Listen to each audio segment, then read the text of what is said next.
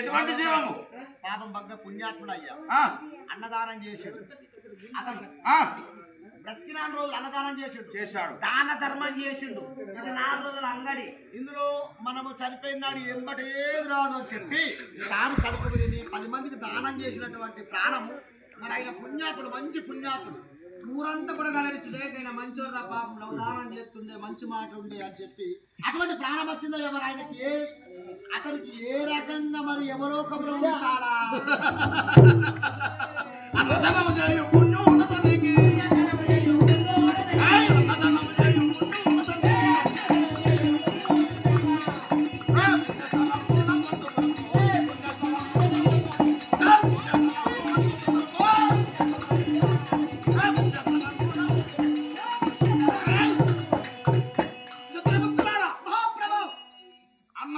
ఎవరైతే చేశారో అటువంటి జీవం వచ్చారని అన్నావు కదా. అవునవును, అతనికైనా పుణ్యస్థలంలో ఆ యొక్క భౌశాల ఆ యొక్క పూల తోటలకు తీసుకువెళ్ళి మంచి పాల్పు వేసి దిండులు పెట్టి అతనికి పాదసేవ చేస్తూ పుణ్యస్థలంబు లోపల ముందుగా పరుపులు వేసి కాళ్ళు చేతులు ఒత్తుకుంటూ అప్పు చేయండి. అంటే అన్నదానం చేసి నరలోకములేమో కానీ మన యమలోకముల మాత్రము అతని పాదసేవ చేయాలి. పుణ్యాత్ముడు కదా, పుణ్యాత్ముడు కాబట్టి అదే అదే అదే పాదసేవ అయితే అయ్యా ఇది పుణ్యాత్ముందేమో గిట్లా ఇంకొకటి పాపాత్ముడు ప్రారంభం వచ్చింది. ఎవరు అంటాడు పాపాత్ముడా పుణ్యాత్ముడా నాకు తెలియదు నువ్వు సెలవు దానికి పరిష్కారం ఏంటని చెప్తే నాకు తెలుసు. వారికి వీరికి పోరాటములు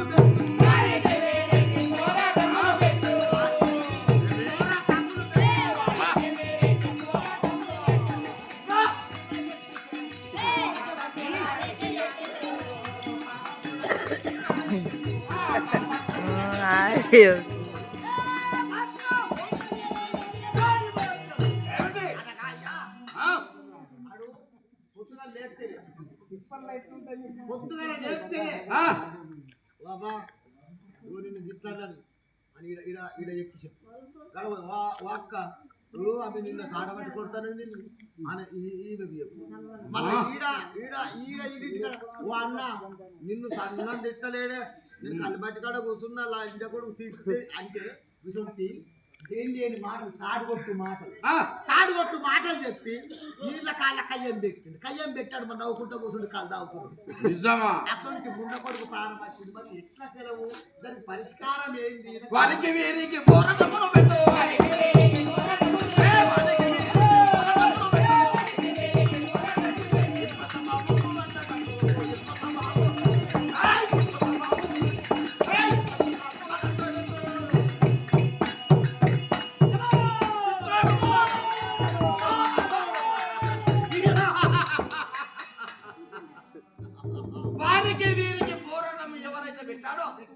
అటువంటి జీవం వచ్చేదన్నావు కదా.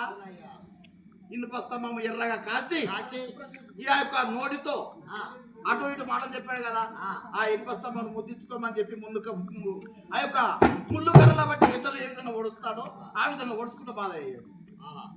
అంటే చిరుత కత్తుల నాలుక చీరుతూ అంటే చీటి తడలు అంటే ఆ నోట్లే ఊకే ఆడాయిడ ఆడికి అదే కదా ఆ నోట్ల కొత్త సున్నం నువ్వు మెత్తమన్నవా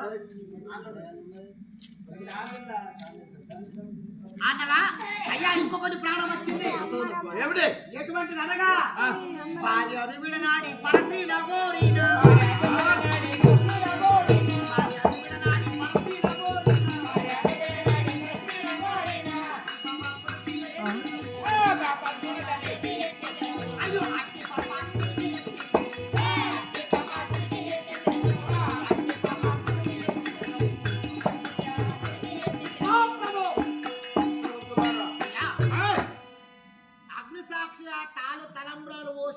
భార్య విడిసబెట్టిండు తన భార్యను వదలి ఇంకొక ఆమె మీద మోహం ప్రేమ పెట్టుకున్నాడు. ఇక ఇంటికాడ ఏమైనా కొట్టుడేయమని దనక ఓడి వేయబట్టి ఇంకొక ఆమె స్త్రీ చేయబట్టి పరాశ్రీ వనిత ఇవి జరుగుతున్నాయి. ఇది అబద్ధం కాదు. ఇంట్లోనేమో ఉప్పాల పెళ్ళము ఆడనేమో సంతోషంగా ఉన్నాడు. భార్యను విడనాడి పరాశ్రీలను కోరినటువంటి ముండకొడుకు అయ్యా వాడి ప్రాణం వచ్చింది. మరి ఆడి కూడా పరిష్కారం ఎట్లా ఏం చేసుడు ఏం కథ అగ్నిసాక్షిగా తాను తలంబ్రాలు పోసిన ఇన్పచరంలో బాగా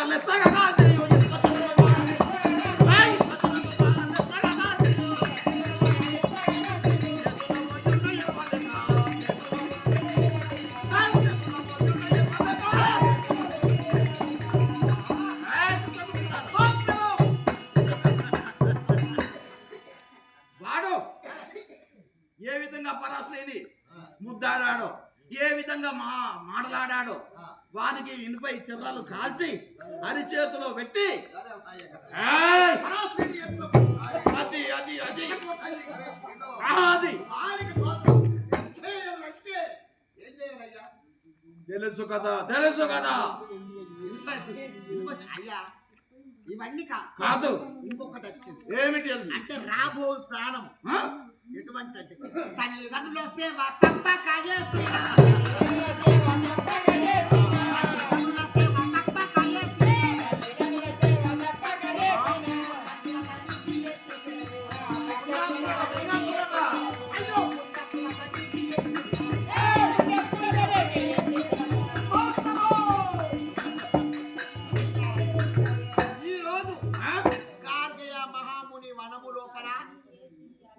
దుభక్షణ మహారాజు కుమారుడకు సంవత్సరానికి 4 రోజులు తక్కువగా ఇప్పుడు ఒక ఏడాది లగ్గం చేసుకొని 4 రోజులు తక్కువన్నది. ఆయన ప్రాణము మన యమలోకము రాబోవు అని ఆయన రాసిబడి ఉన్నది. అది కూడా స్వయముగా యమధర్మరాజు పోయి ఆ పిల్లగాడి ప్రాణం తీసుకొని రావాలన్నది. అయ్యా అయితే దుభక్షణ మహారాజు కొడుకట సత్యవ్రతుడు. వాడు కాదు కలకి వాడు కాదు కలలో నిద్రలో అబద్ధికమాడేవాడు కాదు కాదు. తల్లిదండ్రుల సేవ ఆయన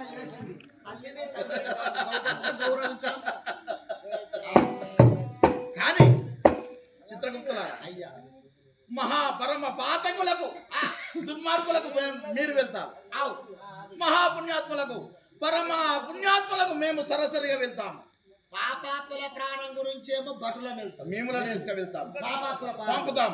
ఇక పుణ్యాత్మల ప్రాణం గురించి స్వయంగా యమధర్మరాజే దిగుతాడు స్పష్టంగా. నిజము కదా. మరి అక్కడ పుణ్యాత్ముడేనా? అవును. మరి పుణ్యాత్ముడు అయితే స్వామి నీవే వెళ్ళండి, మీ వెనకాల మేము సరేను. కానీ ఇప్పుడు రాబో ఇప్పుడు ఎక్కడ ఉన్నారు వాళ్ళు? గార్గేయ మహాముని అంటే ఆడిలో ఉన్నారు వాళ్ళు. సావిత్రేమో అని భార్య, సత్యవ్రతుడేమో ఆ పొల్లడు. ఆ పొల్లడి పాలన ఇప్పుడు 10 నిమిషాలలో రాబోవునని బహుశా వాళ్ళు చెప్తున్నది. నిజమా? సరే మీరు ఇక్కడ ఏమస్తదనమున ఉండండి, సాక్షాత్తుగా నేనే వెళ్తాను. చిత్తము స్వామి చిత్తం. సరిగా వెళ్ళండి.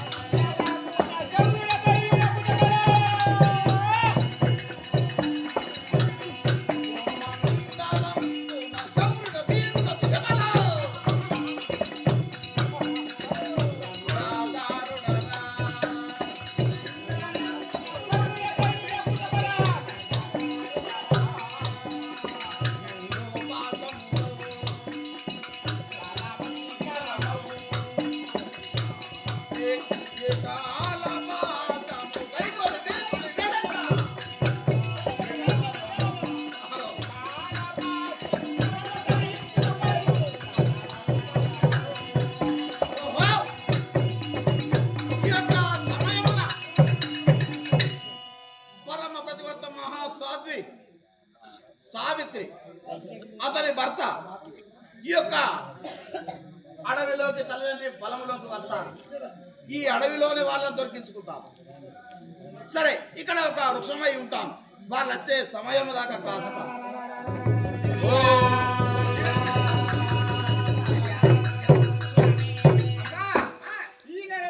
ఉద్యానవనముకు వెళ్ళి మా తల్లిదండ్రులకైనా ఆకలి వేసే సమయం అవుతున్నది. ముందు ముందుకి వెళ్ళి వారికైనా ఒక 3 దినములకు సరిపోయిన పడవలు తీసుకొని వస్తాను.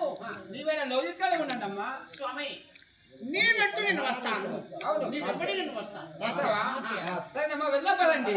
చెలి చెలి ఉద్యానవనము తెరలాగనే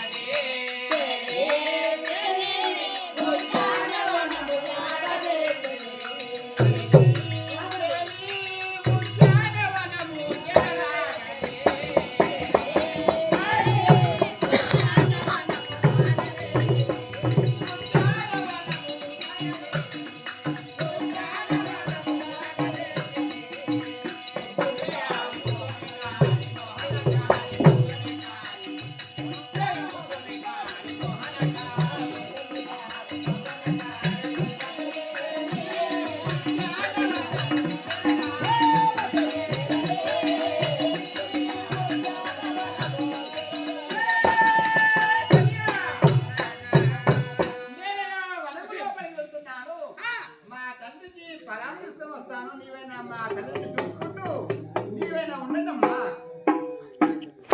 నాకా దేవా దేవా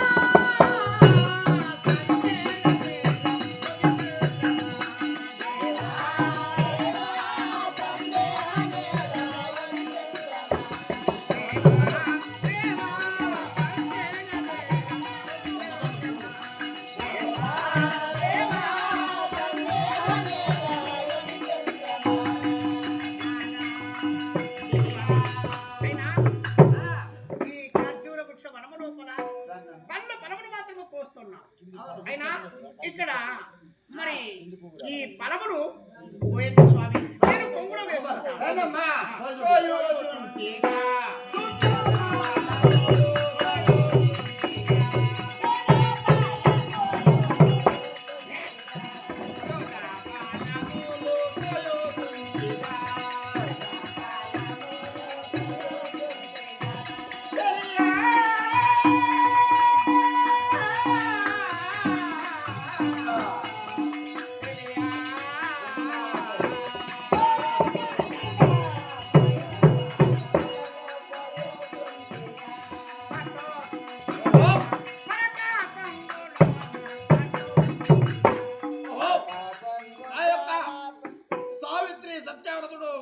వచ్చారు. నేను అఘోరమైన పండ్లు కాస్తూ ఆ యొక్క ఫలం వృక్షముగా ఇక్కడ ఉంటాను. సాక్షాత్తుగా ఆ యొక్క పిల్లవాడి కన్ను నా మీద పడేటట్టు వేసి నా వద్దకు రాగానే వాడికైనా అగులు పుగులు చెందిపిస్తాను. అప్పుడే సగం ప్రాణం పోతుంది. మొత్తం ప్రాణం తీసుకుపోవాలంటే ఈమె వెనవెంబడి ఉంటే నా ప్రాణం తీసుకుపోవడం నా వశము కాదు. ఒక తీరు కాకుండా ఒక తీరు ఈయన్ని జీవం తీసుకుపోయే సమయం అవుతుంది. సరే, ఇప్పటిదాకా కొన్ని పాములు కొట్టాను, కానీ ఈ మండకు ఒకే మండకు ఎన్ని ఫలాలు ఉన్నాయంటే చెప్పలేని ఫలాలు ఉన్నాయి.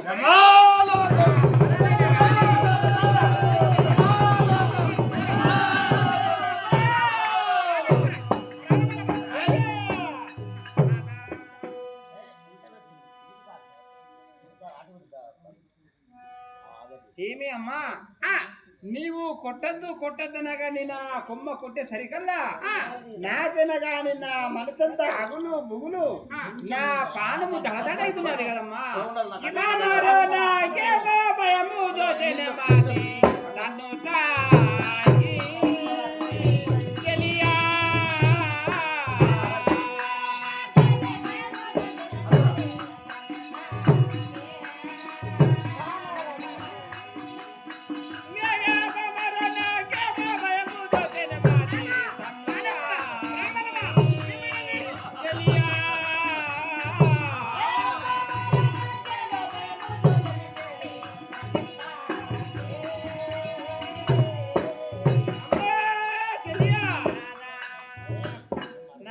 గాని ఏమి నీకు చెప్పవలను నాకైనా గాని నడుద్దామన్నా కాలు తలపడుతున్నాయి. ఏమి చేయవలను? నేను ఎది విధము నడవలను?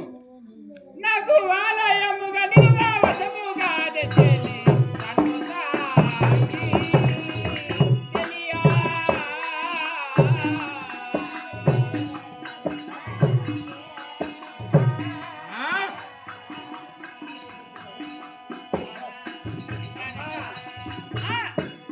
నాకు నడుద్దామన్నా కొమ్మ కొట్టేసరికల్లా కొమ్మ నా పైన పడ్డాది.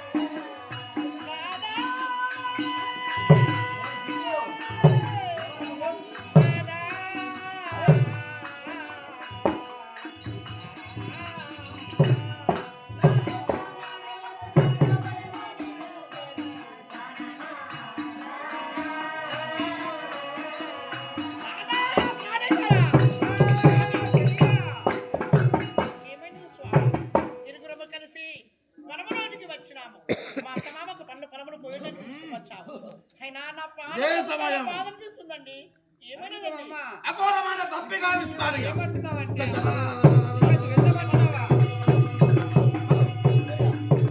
అఘోరమైన ధూపగా ఇస్తాను. ఆమె జలముకు వెళ్ళగానే వీని ప్రాణం తీసుకుని వెళ్తాను. అమ్మా చెలి,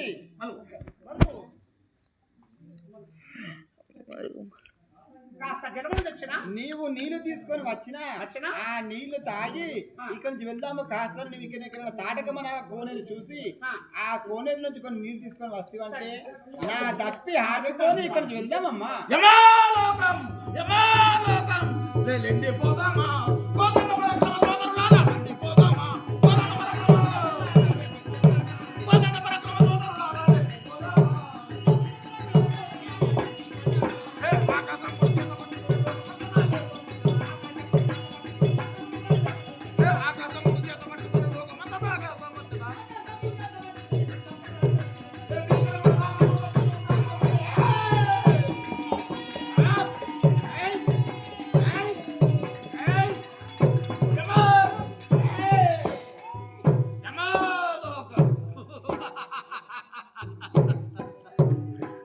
వారి జీవములు ఇప్పుడు నా చేతిలో ఉన్నాయి.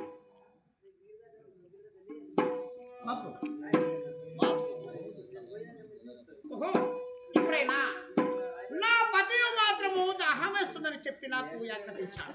అయినా సావిత్రి ఎక్కడికైనా వెళ్ళి కాస్త జలములు నేను త్రాగి అనుభవించి బ్రతకగలుగుతానని చెప్పిన భర్తలను నేను జలములకు వెళ్తున్నాను.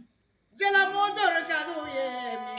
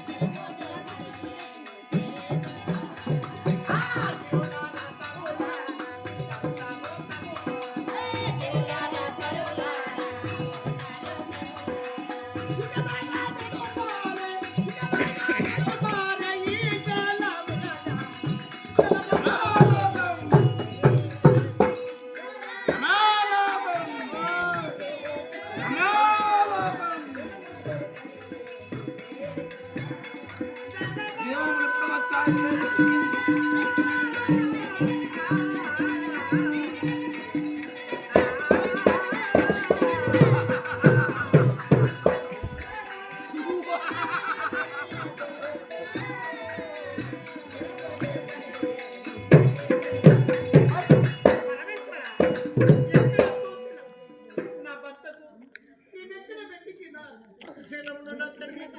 కనబడటం లేదే. నా భర్త సావిత్రి ఎక్కడ ఉన్నా కాస్త తెలవలు తెచ్చిన అనుభవించిన నా భర్త ఎంత ప్రాధాన్యపడ్డాడు. హంస పవన వాక్యములాలి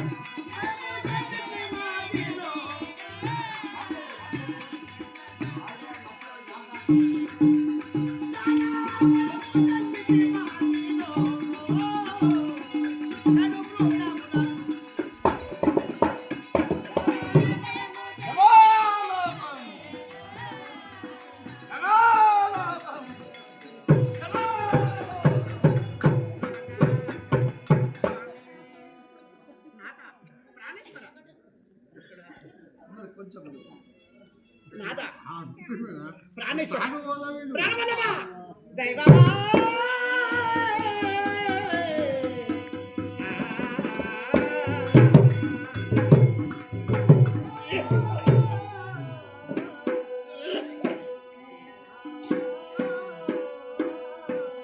నాదా ప్రాణేశ్వర ప్రాణవల్లభ సావిత్రి కాస్త తెలవలు తెచ్చిన బ్రతిక జరుగుతానని చెప్పి ఇక్కడ మరణించినావా నాదా ప్రాణేశ్వర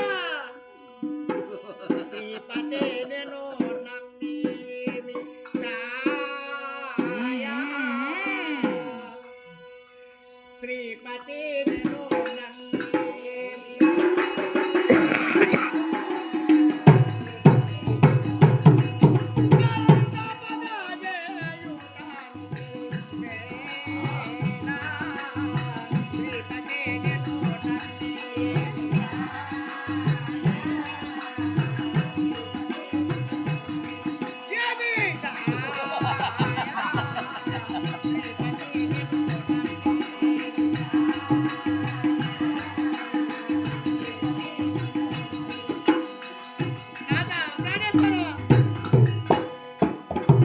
ఎన్నో దేవతలకు సురాది 33 కోట్ల దేవతలకు ముడుపులు వేశానే నా పతి ప్రాణంలో రక్షించమని ఎన్నో దేవతలకు బ్రతుకున్నాను.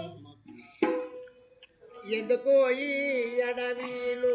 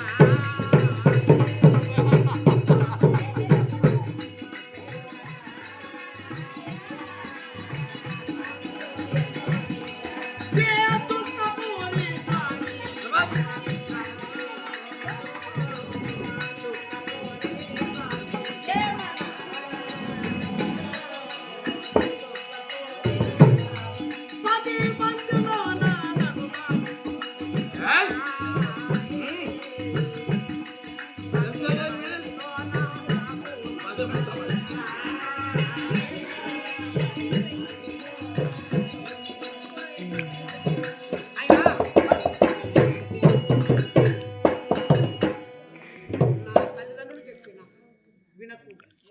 బ్రాహ్మణుడు చెప్పిన వినలేదు.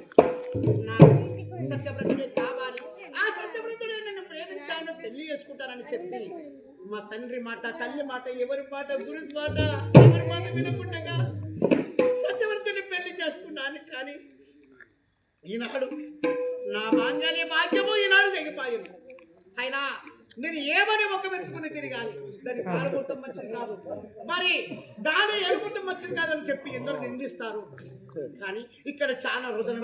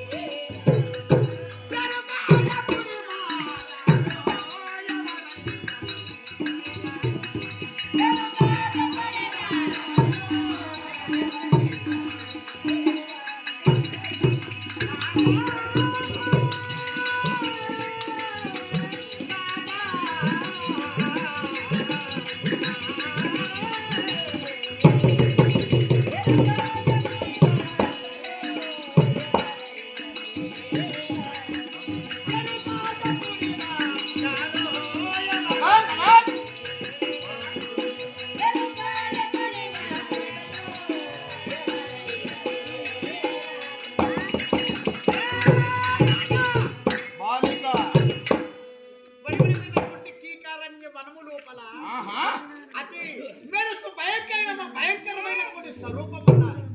ఇక్కడ భర్త భార్య పొలంలోకి వచ్చాము. ఈ పొలమును పోయిస్తుండగా నువ్వు ఇక్కడ కలిగి గాంధారి మాంధారి వ్యాలు కట్టిక చీకటి రాత్రులు ఇక్కడ ఉన్నావు. మీరు ఎవరు? నేను నీకు అగుపడ్డాను, ఎందుకంటే పరమ ప్రతివర్తవు కావునా నేను నీకు అగుపడ్డాను. అవును. యమధర్మరాజును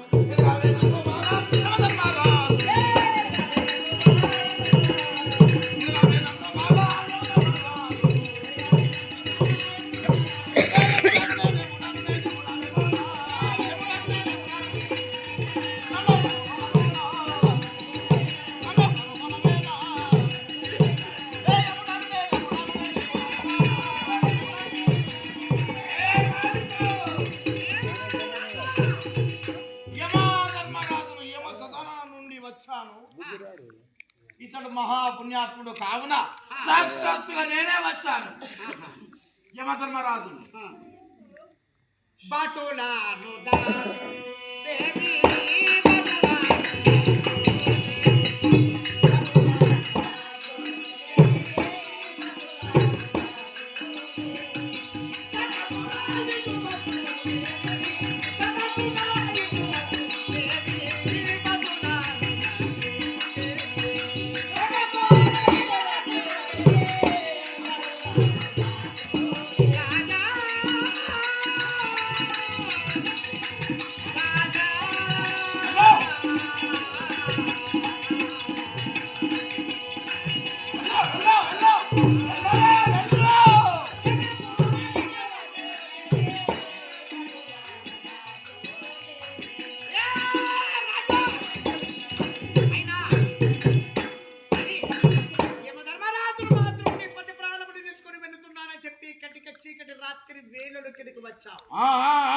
అయినా ఈ యొక్క భటులను యమధర్మరాజు వద్ద ఉన్నటువంటి చిత్రగుప్తులు భటులు వస్తారు. జీవమును చూసుకుని వెళ్ళిపోతుంటే వారు వారే మరి అతను వాళ్ళు మరి ఎక్కడ దాచావు, భటులను ఎక్కడ దాచావు, సాక్షాత్తుగా నీవే వచ్చావంటూ రావు. యమధర్మరాజు రాడు, భటులు వచ్చి జీవాన్ని తీసుకుని వెళ్తారు. అవును, మరి వాళ్ళని ఎక్కడ దాచావు? సాక్షాత్తుగా మహాపుణ్యాత్ముడు కావున నేనే వచ్చాను. పరమ పాతకులకు మా యొక్క చిత్రగుప్తులు వస్తారు. మహాపుణ్యాత్ముడు తల్లిదండ్రి సేవ చేసిన వాడు, భక్తి భావము గల్లవాడు, దాన ధర్మము చేసిన వాడు కావున అతని జీవం కొరకు నేను వచ్చాను.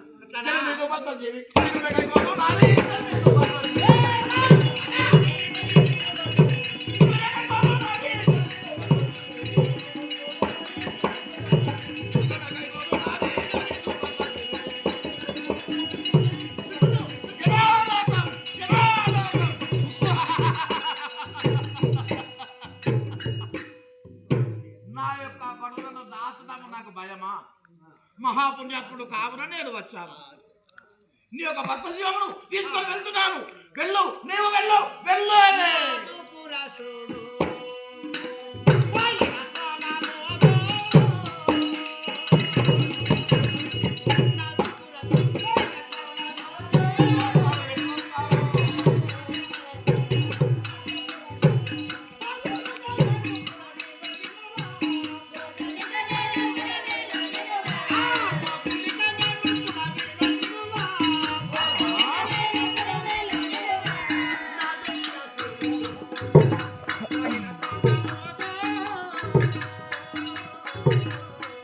నాదు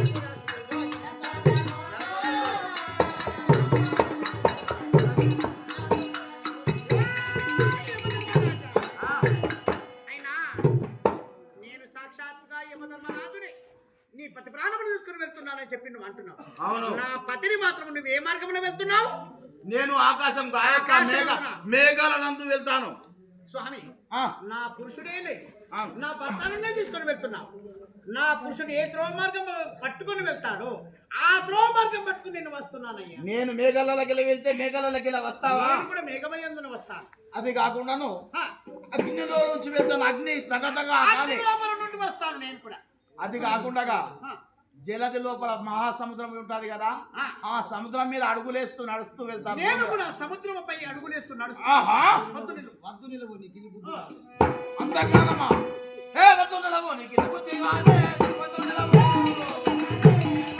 హే, నీకు బుద్ధి కాదే, వద్దు నిలవు.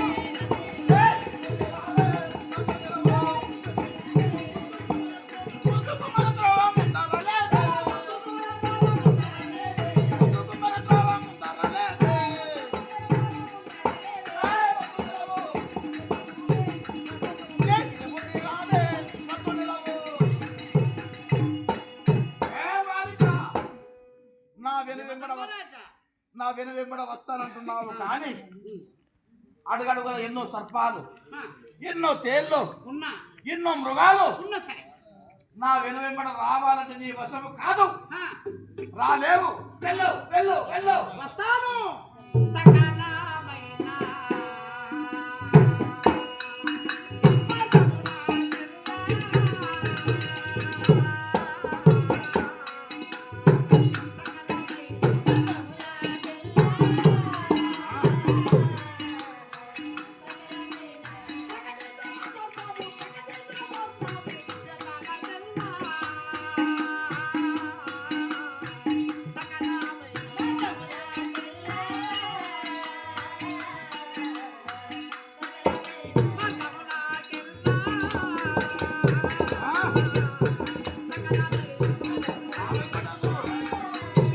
బాగా మాట్లాడడం.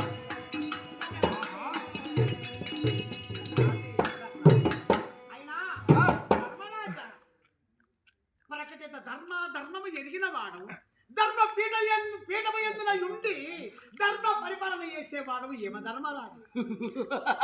అయినా యాజ్ఞ తప్పియు, పతి ప్రాణములు తీసుకుని మున్నటి నీకు- బాలికవు నీకు న్యాయం. ఒక చెప్ప కొడితే రక్తము, ఒక చెప్ప కొడితే పాలు. ధర్మ అధర్మం నా మును ముందర పుట్టి నాకు చెప్పడమా? ధర్మమేమి గుర్తెరిగి నావే ధర్మమేమి. ఏయ్, గుర్తెరిగి నావే ధర్మమేమి.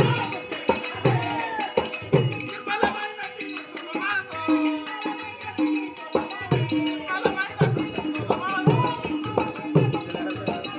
ధర్మమేమి గుర్తెరిగి నావే ధర్మమేమి. ఏ బాలిక, మొన్న నా మును ముందర పుట్టి ధర్మ అధర్మముల గురించి నీవు అడగడమా? అవునండి. సాక్షాత్తుగా ఆ యొక్క సదాశివుడే అడగడు.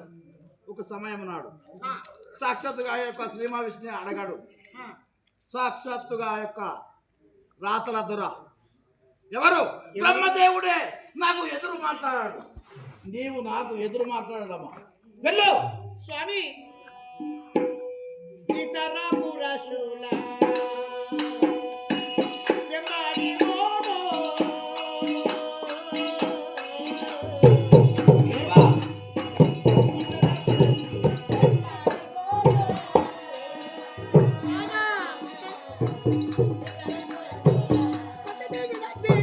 పతిని విడచేనే, రొట్టెలిగా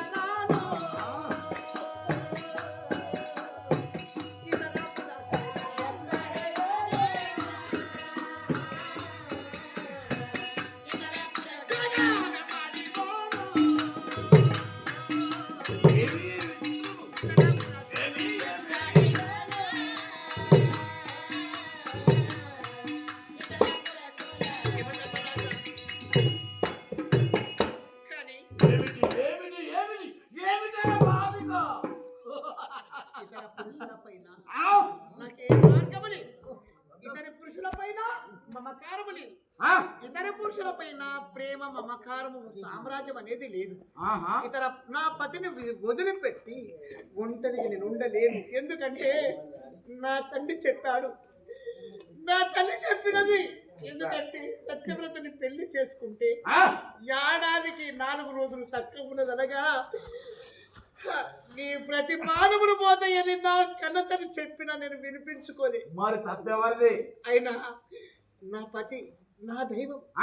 నా పతి ఏ మార్గంలో వెళ్తాడో నా పతిని వదిలిపెట్టండి, నీకు వందనములు చేస్తానయ్యా. సరే, నువ్వు అఘోరంగా ఏడుస్తున్నావు. అవునండి. అనగా ఒక ఆవును బాధించరాదు అని చెప్పారు ధర్మసూత్రములు. ఒక ఆవును బాధించరాదు, ఒక చిన్న బాలకుణ్ణి బాధించరాదు, మూడవది వృద్ధులనగా ముసలి వాళ్ళను బాధించరాదు, కన్య పడచును అంటే ఆడశ్రీని చూసి ఆడది ఒకటే ఉన్నది ఏమైతుందని చెప్పి బాధించే వాళ్ళు మూర్ఖులు ఉన్నారు. అసలు ఆడదాన్ని కూడా బాధిస్తే మహాపాతకమే అన్నారు ధర్మరీతులు. మరి అమ్మా, నీవు అఘోరంగా ఏడుస్తున్నావు కానీ నీ భర్త జీవము తప్ప ఒక 3 వరాలు కోరుకోవిస్తాను. వరవరవ ప్రసాదముల చేతనే ఈమ ధర్మరాజువై ఒక వరము చేత ఒక్క 3 వరములు ఇస్తాను. కోరుకున్నాను నీ భర్త జీవము తప్ప 3 వరములు కోరుకున్నాను, నువ్వు ఇచ్చేవాడు. అవును, అదేనా నిజం. చూడండి, మా తండ్రి అశ్వాపతి మహారాజుకు సంతానం లేదు. అంటే నేను ఒక్కగానొక పుత్రికను, బిడ్డను, కొడుకులు లేదు. నా తండ్రికి పుత్ర సంతానం ఇవ్వండి. ఒక్కరు కాదు, ఇద్దరు కాదు, ఇగో నోరు గురిస్తున్నాను. ఇదిగో 100 కుమారులు మీ తండ్రికి. మరి మా అత్తమామకు, మా అత్తకేమో చెవులు వినబడు, కరణంలో అనగా చెవులు వినబడవు. మా మామకు నేత్రములు అనగా కన్నులు కనిపించు. రాజ్య భూభారము లేదు, శత్రువులు ఓడుకున్నారు. అడవి లోపల ఒక గుడిసె వేసుకొని బ్రతికి జీవిస్తున్నారు. ఆ పొలములు తినుకుంటూ పండ్లు ఫలాలు భుజిస్తూ అక్కడ బ్రతికి జీవనార్థము చూపిస్తున్నారు.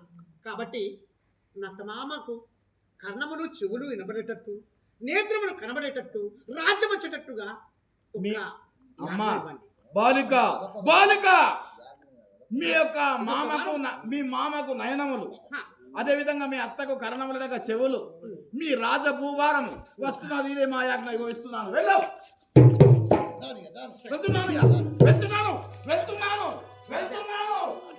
రాజా ఆకాశం నుంచి వెళ్తున్నాను, నేను వస్తాను. మేఘాలయ నుంచి వెళ్తున్నాను, నేను మేఘముల యందు వస్తాను. అగ్నిలో నుంచి వెళ్తున్నాను, నేను కూడా అగ్నిలో జలదిలో వచ్చి వెళ్తాను.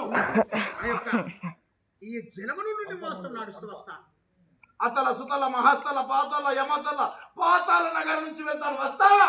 ఒక్క మాట, అశ్వాపతి మహారాజుకు పుత్ర సంతానం ఇచ్చావు, 100 కూడా కొడుకులను. అవును, వారు రాజ్యములో వారు బ్రతుకుతారు. సరే, మరి దుమచ్చాన మహారాజుకు నేత్రములు వచ్చాయి, అతని భార్యకు కర్ణములు అనగా చెవులు వినబడుతున్నారు. రాజ్యం వచ్చిన వారు భారతదేశంలో వాళ్ళే బతుకుతారు. అవును, నా బ్రతికేమిటి? నా బ్రతుకులు ఏంటండి అయ్యా? మరి నా ప్రసాదం ఏమిటంటే తినేటి అన్నం, భోజనం చేసేటువంటి ఆహారం. నా భర్తనివ్వండి. నేనేం చెప్పాను? నీ భర్తను తప్ప 3 వరములు కోరుకోమన్నాను, 2 వరములు కోరుకున్నావు. ఇంకేమైనా వరములు కోరుకో, ఇస్తాను. కానీ నాకు పుత్ర సంతానం ఇదిగో ఇస్తున్నాను. పో, ఏమనుకున్నావు? ఇదిగో నన్ను టైం అవుతుంది, వెళ్తాను. ఏమిటి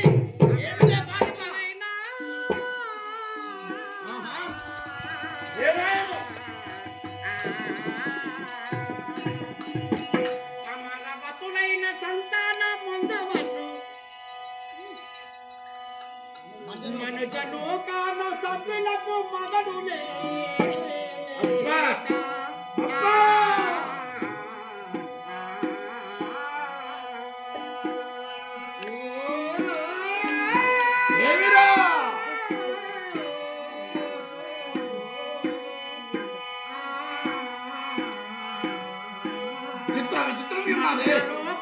సభ్యులకు మగడు లేక పుత్ర సంతతి రీతి పొందవలదే.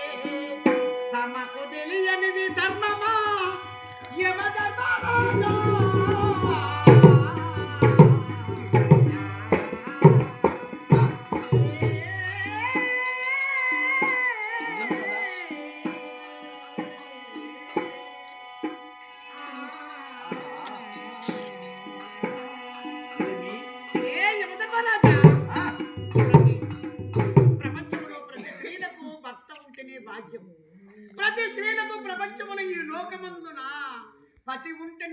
భాగ్యం అని నమ్ముకున్నంత వరకు ఆడదాని బ్రతుకు ఆడదాని తినం. కాకపోతే స్వామి నా భర్త నా జీవంని నా భర్తను నువ్వు తీసుకుని వెళ్తున్నా. మరి నా మొగడే నీ వెంట వస్తున్నా. నాకు మొగడు లేనిది నాకు కొడుకుని ఎట్లా కనుక్కున్నట్టు అది నువ్వు చెప్పాలి. అబ్బా ఎవరికి కనుక్కున్నాను? అతని పాలకులు నన్ను చూసి అతని పడుతుంటారు. వక్రంలో ఎదుకో సాక్షాత్తుగా వక్రంలో ఎదుకోరా అస్తం. సాక్షాత్తుగా యొక్క బ్రహ్మ విష్ణు ఈశ్వరులే నన్ను చూసి గాజ్ గాజ్ గాజ్ గాజ్ అని అనుకుంటున్నారు.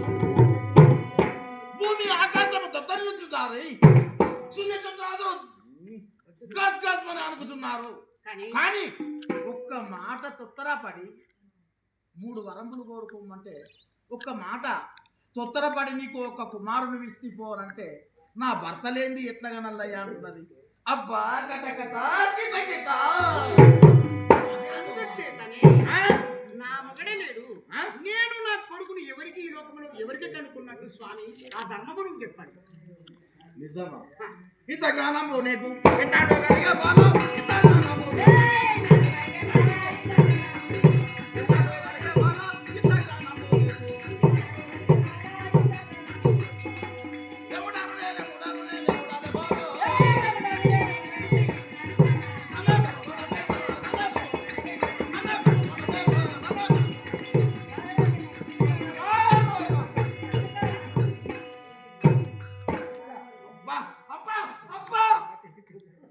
రాజా ఒక్క మాట చూడండి. ఇంత జ్ఞానమునికి ఎన్నడు కలిగినదంటే స్వామి ఒక్క మాట సాక్షాత్తు యమధర్మరాజు. కానీ ఆయనో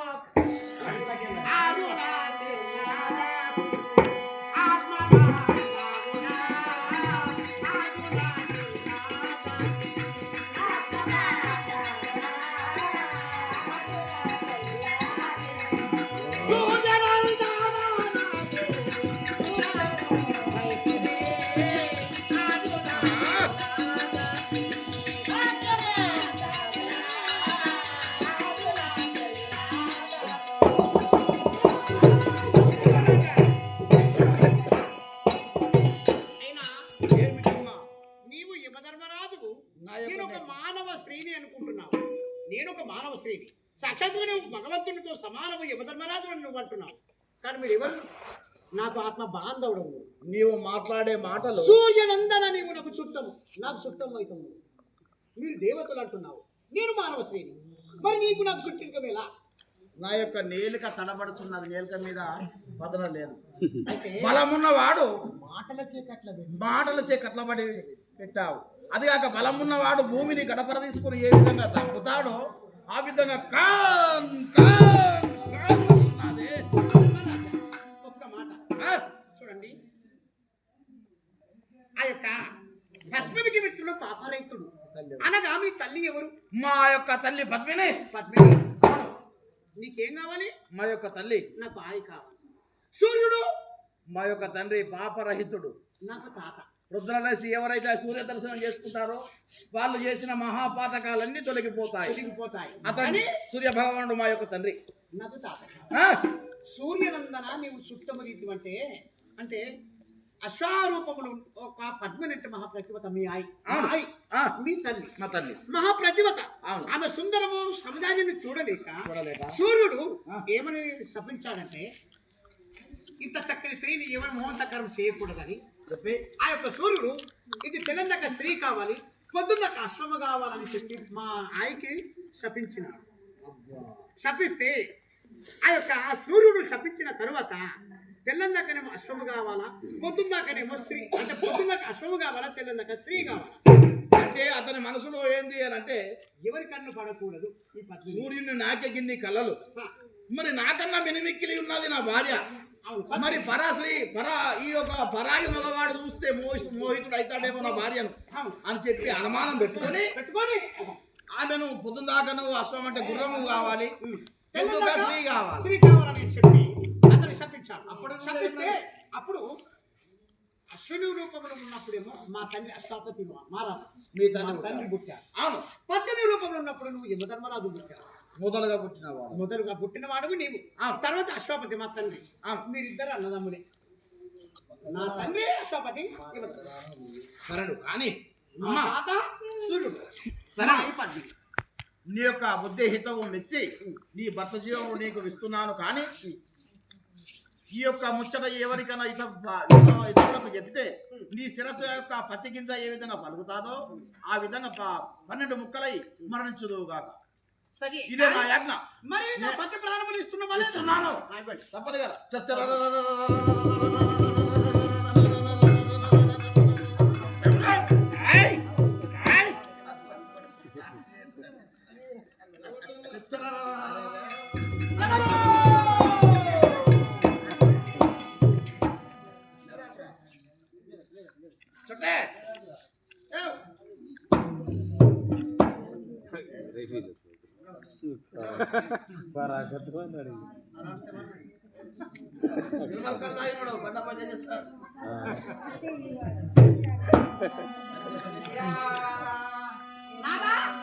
ఇప్పుడు నేను ఈ చెట్టుకు ఒరిగినది చేపట్ల కరగంటి మాట కల్లగాలి పూలు కరగంటి మాట కల్లగాలి పూలు కరగంటి మాట.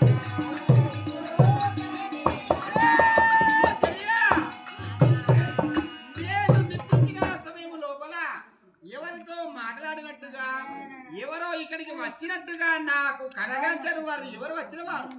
నేను ఎవరితో మాట్లాడాను? అవును, అంటే నిన్ను తప్ప ఎవరితో మాట్లాడుతున్నా చెవున పడ్డాలి. అట్లనా? అవును. రేపు చెప్పేదాన్ని